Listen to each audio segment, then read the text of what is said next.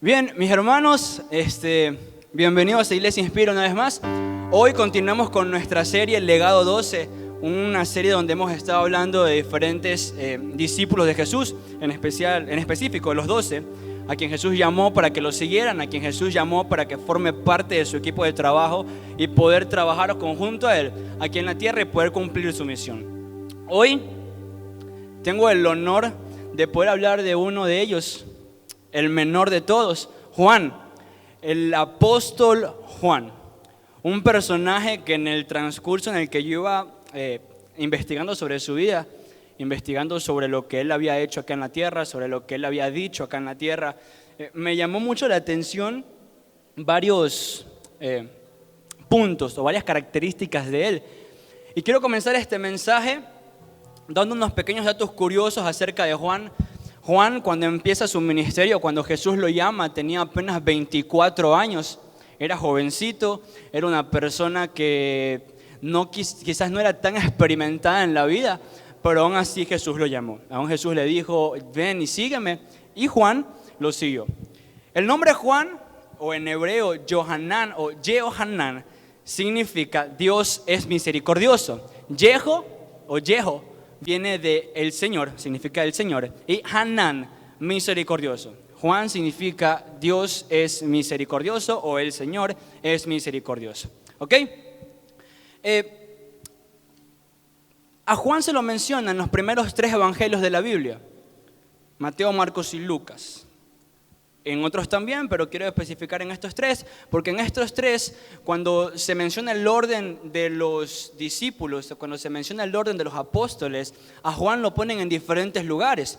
En un libro lo ponen en 4º lugar, en otro libro lo ponen en 3er lugar y en otro libro lo ponen en 2º lugar. 4, 3 y 2. Y yo dije, ¿por qué? ¿Por qué razón lo cambian de lugar? ¿Por qué no tiene un puesto específico? Y investigué sobre cada uno de estos números. Y déjeme leérselo. El 4 significa plenitud. Repita conmigo, plenitud. Plenitud significa estado de una cosa o persona que ha alcanzado su momento de máxima perfección o desarrollo. Quiere decir que plenitud es una persona que está completo en cierto punto. El número 3 significa integridad. Diga conmigo, integridad. Integridad significa que es la condición, de un individuo u objeto de mantener todas sus partes. Esto no simplemente incluye lo físico, sino también valores, convicciones. Es decir, se puede afirmar que una persona es íntegra cuando actúa de acuerdo a las ideas que siempre ha manifestado. Lo que dice es lo que hace, lo que hace es lo que dice. Una persona íntegra actúa lo que predica. ¿Estamos allí? Y por último, el número 2, o en el 2º lugar que se lo menciona Juan, confirmación. El 2 significa confirmación. Creo que explicar lo que significa la palabra confirmación creo que está un poquito de más. Confirmación es afirmar algo que ya se estableció simplemente para que le quepa en la cabeza y lo entiendan. ¿Ok? Y tengo un punto más, o una característica más, un dato curioso más de Juan. Y es que cuando Jesús llama a Juan, junto con su hermano Santiago, Él les da un sobrenombre o un apodo, como lo quieran ver. Le dice Boanerges, que significa hijos del trueno. Hay varias teorías sobre el cual Jesús, sobre el cual por qué Jesús le dice hijos del trueno o Boanerges a Juan y a Santiago. Uno de ellos es acerca de su carácter. Se dice que Juan era un discípulo violento, o era como que el más fosforito de todos, era el que era más arrebatado. Incluso tiene una historia en la Biblia donde lo podemos confirmar. En un pasaje de la Biblia, en Lucas 9, del 51 en adelante, dice así: cuando se acercaba el tiempo de que fuera llevado al cielo, Jesús se hizo el firme propósito de ir a Jerusalén. O sea, estaba cerca de la crucifixión de Jesús y Jesús tenía un plan: ir a Jerusalén. Envió por delante mensajeros que entraron en un pueblo samaritano para preparar el alojamiento. Le estaban buscando un lugar a donde quedarse a Jesús. Le estaban buscando un lugar donde Jesús pueda pasar la noche, el día, no lo sé. Y dice así: pero allí la gente no quiso recibirlo porque se dirigía a Jerusalén. O sea, la gente no quería que Jesús se quede donde estaban ellos por el simple hecho de que Jesús estaba yendo hacia Jerusalén.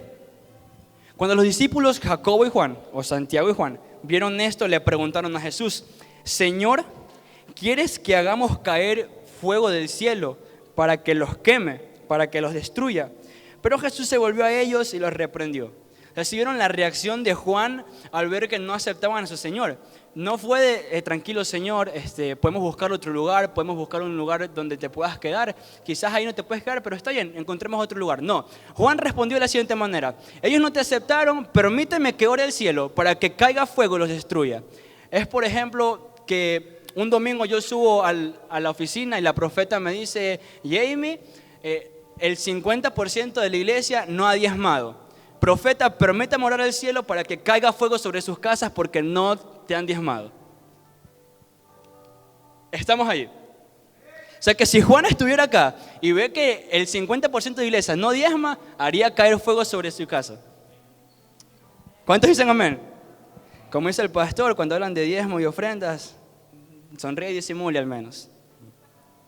Bien, pero otra teoría, y no teoría sino otra razón por la cual Jesús le dice a Juan: hijos del trueno, es porque era un tipo de profecía o de pacto sobre la vida de Juan. Sabemos que el camino del ministerio, que el camino de seguir a Jesús no es fácil, ¿verdad? No es para débiles, no es para aquellas personas que simplemente se quieren esconder detrás de una silla, se quieren quedar simplemente sentados en una silla, sino que Jesús estaba profetizando sobre Juan, de que él iba a tener la valentía total, o la valentía necesaria, la fuerza necesaria, el ímpetu necesario para poder seguir con el ministerio, ¿verdad? Y esto lo voy a explicar más adelante, quiero seguir con lo siguiente, y quiero entrar en materia. Si bien es cierto, cuando cuando Juan fue llamado, tenía tan solo 24 años. Juan era el menor de todos los discípulos de Jesús. Era el más pequeño, el conchito, el bebecito del grupo, al que quizás tenían que cogerle la mano para cruzar la calle, al que quizás pensaron que tenían que enseñarle a cada rato lo mismo porque era el bebé. Yo me imagino que cuando Jesús llama a Juan, los discípulos que ya estaban con Jesús dijeron: ¿cómo piensas llamar a un muchacho a que siga este camino?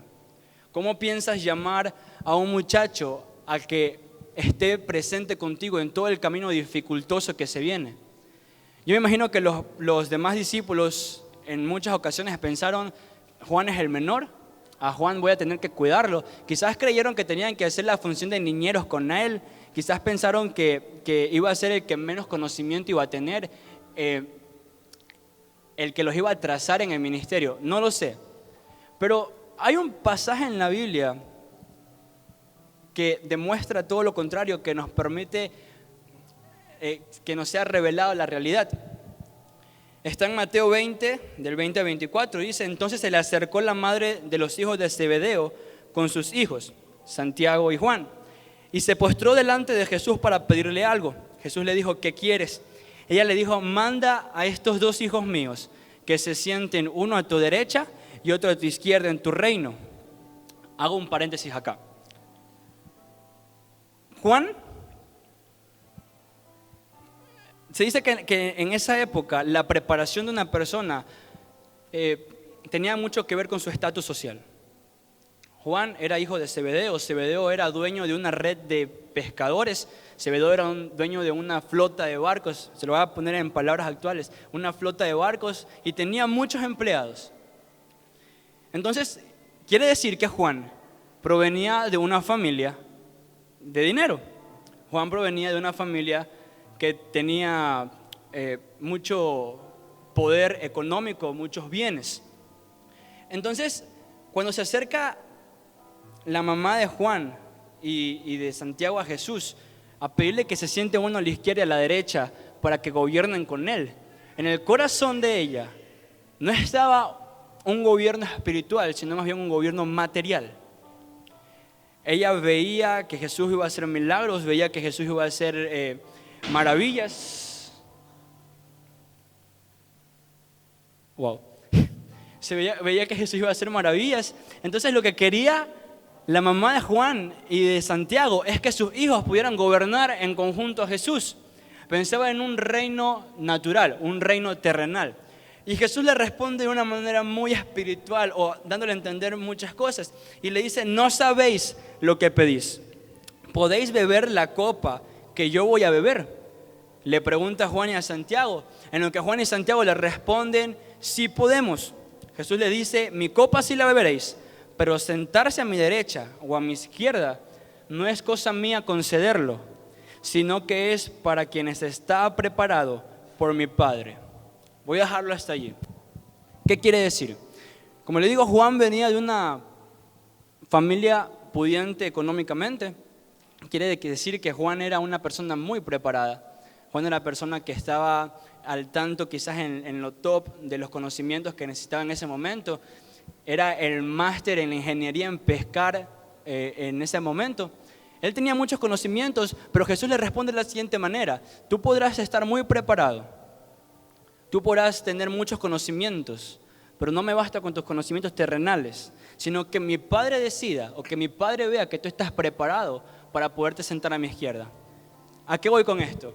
Nosotros, mucha gente que se acerca a Cristo, mucha gente que se acerca a la iglesia, viene con PHs, viene con doctorados, viene con títulos, viene con un conocimiento, estudiantes de la universidad, estudiantes de la ESPOL, estudiantes de Casa Grande, estudiantes de la Católica, con muchos conocimientos. Y creemos que por tener conocimientos, o por saber, o por ser doctores, PHs, ingenieros, licenciados, podemos sentarnos a gobernar.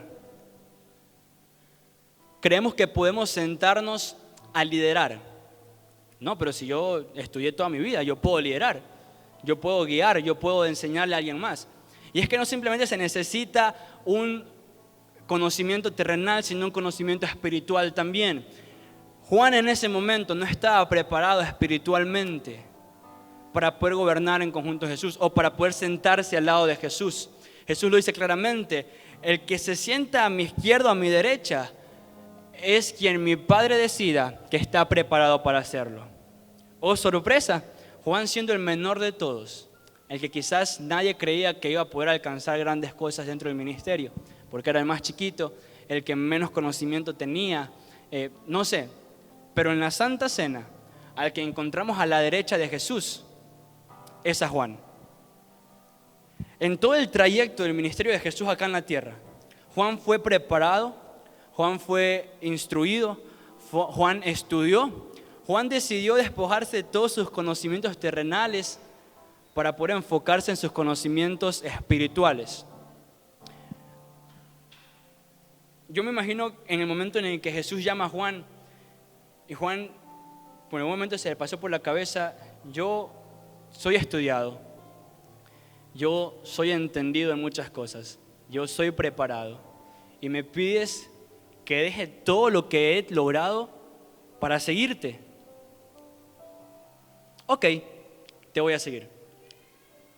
¿Cuántos de nosotros estuviéramos en un lugar mayor si cuando Jesús nos pide un poquito más de esfuerzo? Mira, Jesús no viene a pedirte tu trabajo, no viene a pedirte tu estudio, no viene a decirte que dejes de trabajar ni que dejes de estudiar. Pero simplemente en el momento en que ponemos nuestros conocimientos terrenales por encima de nuestros conocimientos espirituales, Jesús ya no nos llama. Jesús ya no puede contar con nosotros porque estamos poniendo algo que nosotros creemos más importante que lo que realmente es importante.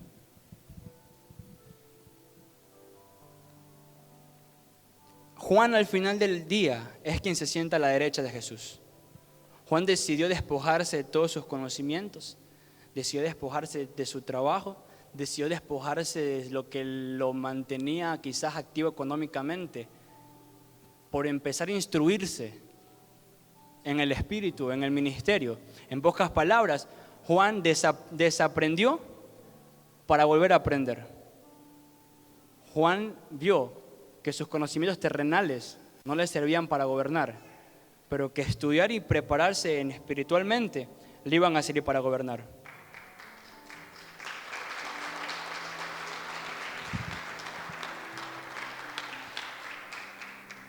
Ahora, algo que podemos destacar de este personaje es que en varias ocasiones, cuando se refieren a Juan en la Biblia, no lo dicen por este nombre, no le dicen Juan, el discípulo de Jesús, sino que dicen el discípulo amado. Llaman a Juan el discípulo amado. Mientras hacía este mensaje me preguntaba por qué Juan o por qué era el amado. Y encontré varias características de él que me gustaría compartírselas. Más adelante se les explico por qué quiero compartírselas. Diga conmigo, confidente. Juan se volvió el confidente de Jesús. ¿Qué es una persona confidente? Una persona confidente es una persona a la que tú puedes entregarle secretos, a la que tú puedes confiarle cosas ocultas o cosas que solamente tú sabes. Confidente es aquella persona a la que tú recurres cuando estás en problemas, porque sabes que esa persona te va a escuchar, porque sabes que esa persona te va a atender, porque sabes que esa persona te va a aconsejar. Ese es un confidente. Ahora Juan le ganaba en confidencia con Jesús a todos los demás discípulos. Incluso a Pedro. Y esto él lo tenía muy claro, muy claro. Todos los discípulos tenían claro que el mayor confidente dentro de ese grupo con Jesús era Juan. ¿Por qué? Lo vemos en una escena, en la última cena que tuvieron Jesús con sus discípulos.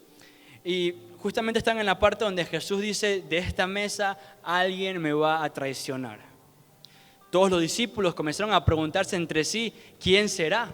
¿Quién será? Nadie se atrevía a preguntarle al Señor, nadie se atrevía a preguntarle al Maestro, Señor, ¿quién va a ser quien te traicione? Pero vemos que Pedro dice así, los discípulos se miraban unos a otros sin saber a cuál de ellos se refería. Uno de ellos, el discípulo a quien Jesús amaba, Juan, estaba a su lado. Entonces Simón Pedro le hizo señas a ese discípulo y le dijo, pregúntale a quién se refiere. ¿Por qué Pedro no le preguntó a Jesús quién lo iba a traicionar? ¿Por qué Pedro no toma esa iniciativa? ¿Por qué Pedro, siendo el discípulo más cercano a Jesús, no toma esa iniciativa de preguntarle quién te va a traicionar? Y le dice a Juan que lo haga. Porque él entendía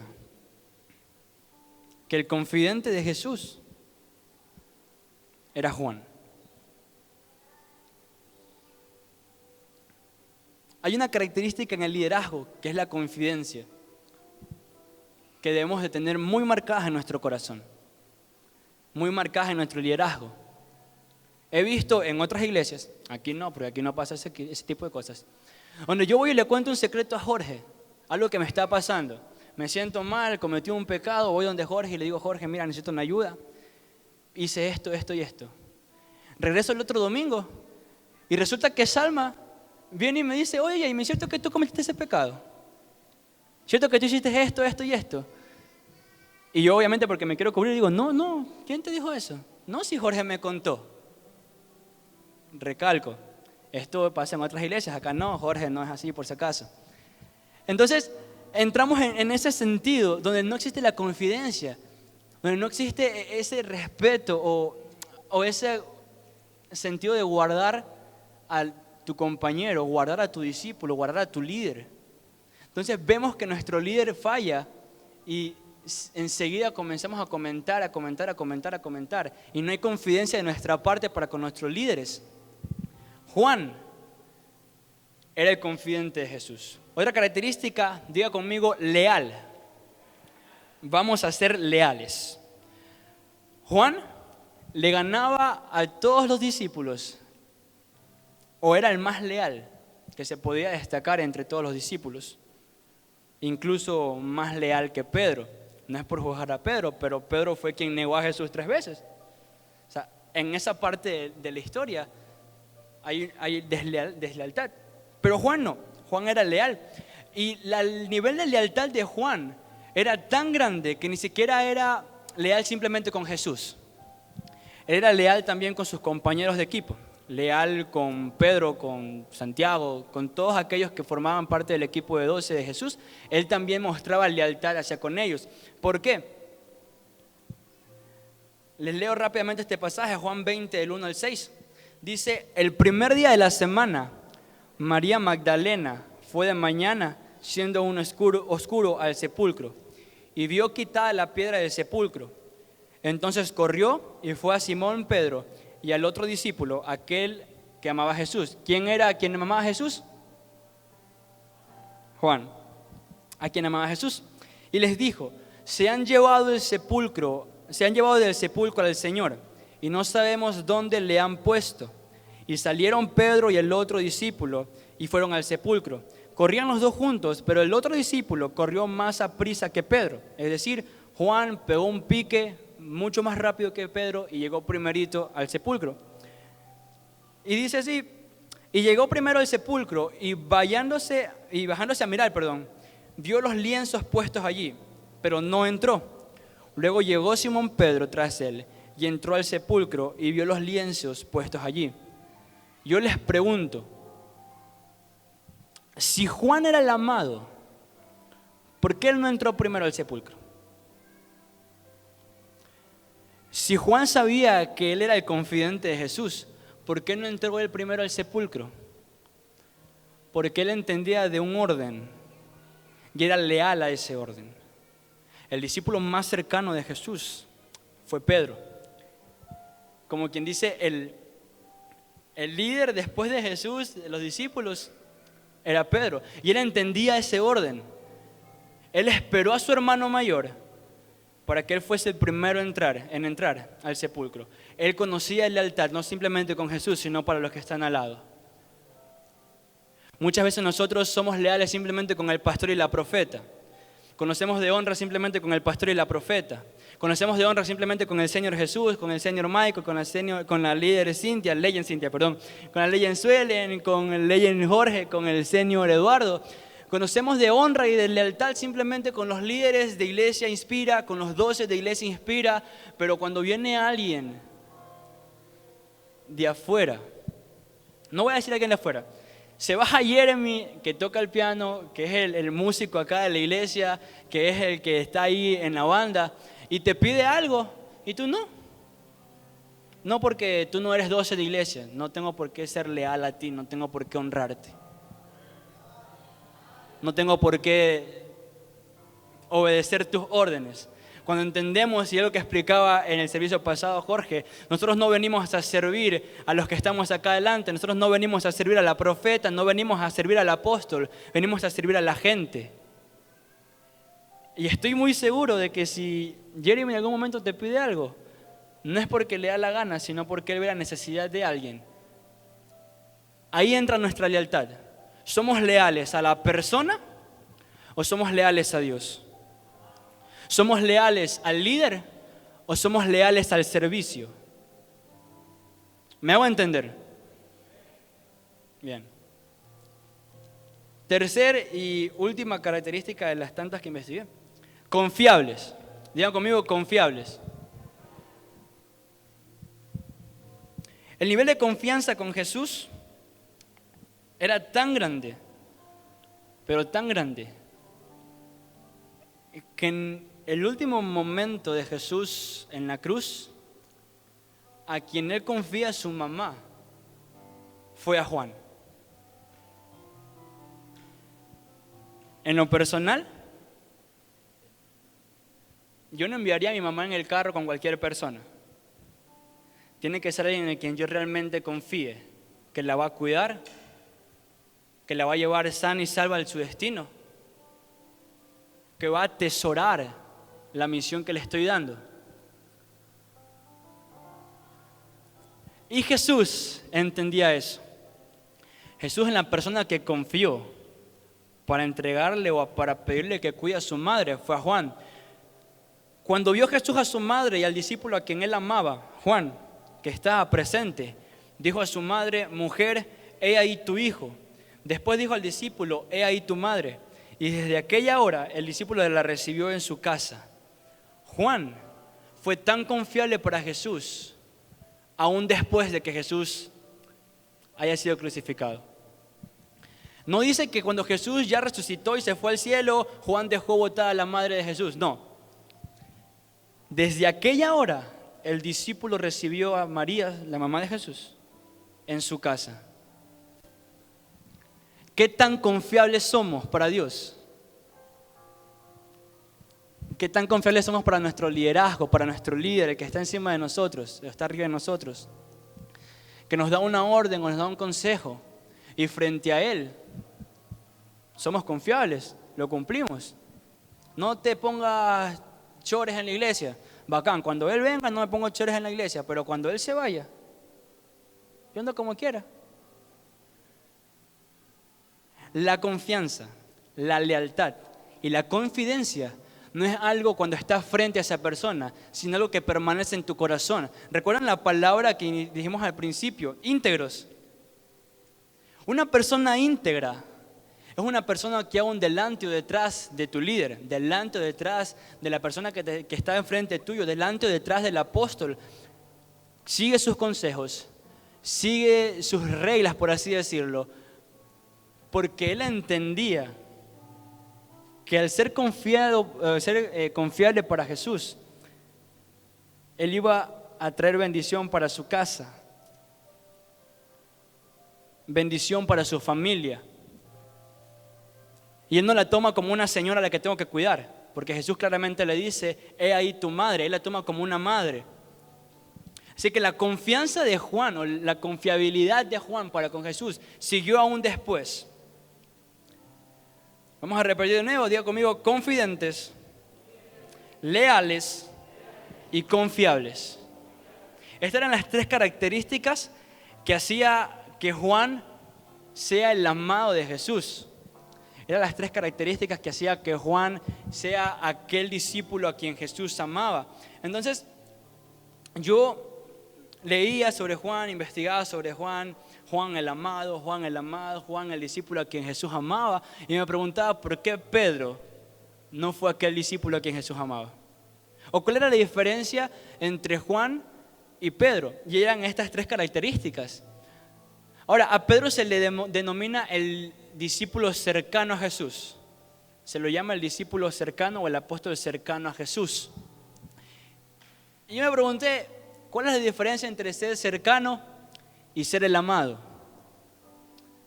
Vamos a poner estos dos en batalla. Vamos a decir cercanos versus amados.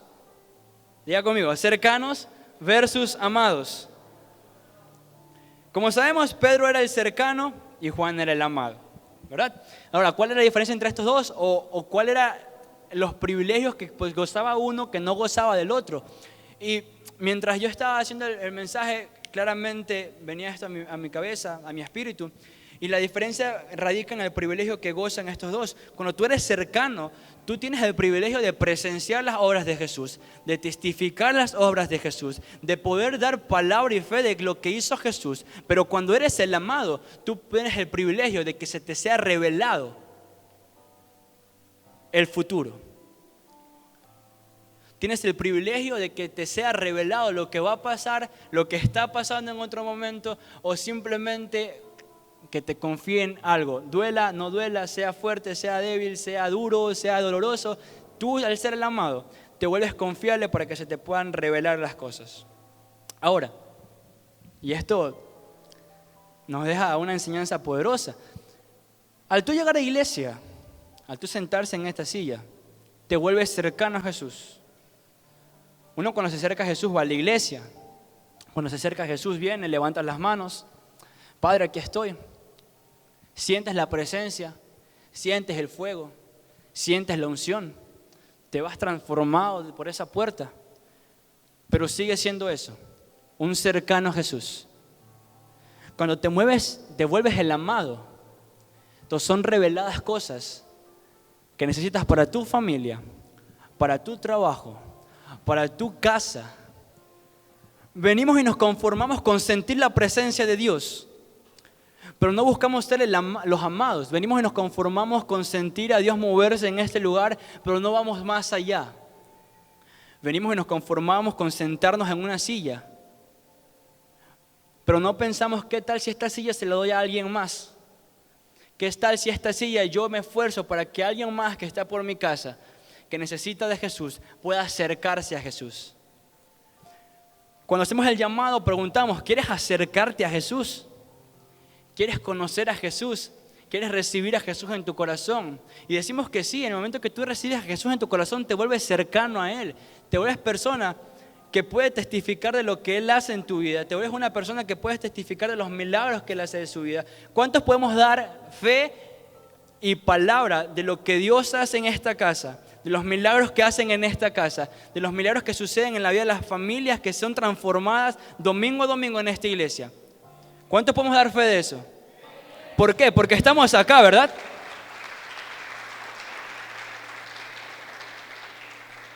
Estamos acá. Nos hemos acercado a Jesús. Conocemos cosas de Jesús que quizás la gente que no se acerca no conoce. Pero ¿qué tal si Dios quiere usarte a ti para que transformes la vida de alguien más? ¿Qué tal si Dios no simplemente quiere que te acerques a Él, sino que Él quiere usarte? Él quiere utilizar tus manos, utilizar tu boca, utilizar tu mente para que puedas transformar o para que mediante tu persona, mediante tus palabras, mediante tus manos, una familia pueda ser restaurada. Y ahí es donde entra nuestra función de amados. Por eso es que a Juan es a quien se le revela el Apocalipsis. ¿Por qué no se lo reveló a Pedro? ¿Por qué no se le reveló a algún otro discípulo? Y es porque Juan era confidente, leal y confiable con Jesús. Yo hoy, ya para terminar esto, quiero invitarlos a cada uno de los que estamos acá sentados, que no nos conformemos con sentarnos en una silla de iglesia, que no nos conformemos con simplemente venir a escuchar una palabra un domingo más, sino que nos volvamos de aquellas personas en las que Dios puede confiar la vida de alguien más. Nos volvamos a aquellas personas en las que Dios puede decir: yo te voy a mandar a tal lugar para que prediques mi palabra y que esas personas puedan ser transformadas por mi poder, por mi presencia. Pero no, venimos a una iglesia, venimos a Iglesia Inspira a sentarnos en una silla, simplemente conformándonos con ser cercanos a Jesús, cuando Jesús tiene planes más grandes contigo. ¿Cuántos vamos a dejar de ser cercanos y vamos a convertirnos en los amados de Jesús? Nadie. Aquí los quiero ver después cuando digan: Dios no me usa, Dios no me quiere usar, Dios no me revela nada. Es porque simplemente te acercaste a Jesús, pero no provocaste ser el amado de Él. Si tú te preguntas por qué Jesús no te revela las cosas, o por qué Jesús no te usa como usa la profeta, usa el apóstol, por qué Dios no te habla, por qué tú no puedes ver el futuro, por qué tú no puedes dar profecías, por qué tú no puedes tener visiones, porque simplemente te conformaste con acercarte a Jesús, con sentir tu presencia, pero hasta ahí llegó tu amor y tu pasión por Él. Conviértete en el amado. Permite que Dios te use. Permite que Dios utilice tu boca, tus manos para ser usados.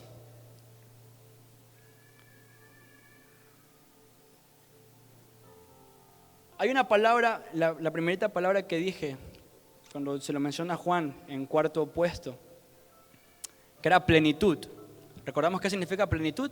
Plenitud es cuando una persona o un objeto alcanza su máxima perfección o llega hasta donde era necesario o tenía que llegar. ¿Me hago entender? Y aquí venía por qué les explicaba esta palabra. Porque como les decía al principio, cuando Juan comienza este ministerio, cuando Juan comienza a estar detrás de Jesús, cuando viene y Jesús lo llama, Juan no era pleno. Por eso es que en ese momento Juan no se podía sentar a la derecha de Jesús. Por eso es que cuando le piden a Jesús que lo siente, Él le dice que no, porque Él no era quien decidía, sino el Padre, decir quién estaba preparado para hacerlo. Y al final de la historia, vemos que Juan se convierte pleno, porque estaba preparado, porque estaba completo, porque había llegado a tal punto donde ya podía sentarse con Jesús a su lado. Cuando nosotros llegamos a iglesia, venimos vacíos, venimos con problemas, venimos con dificultades, venimos con falta de conocimientos en muchas cosas acerca de Dios. Pero depende de ti, que cuando salgas un día por esa puerta, salgas con los mismos vacíos o te vayas conociendo más de Jesús. Spot publicitario, inscríbete a ENS para que puedas aprender más de Jesús. Oye, es de Dios. Estudiar de Jesús, aprender de su palabra, aprender de qué es lo que Él hace, entrenarte, completarte, volverte pleno, es aquello que Dios necesita para poder usarte. Desaprender para aprender. Pónganse de pie, por favor.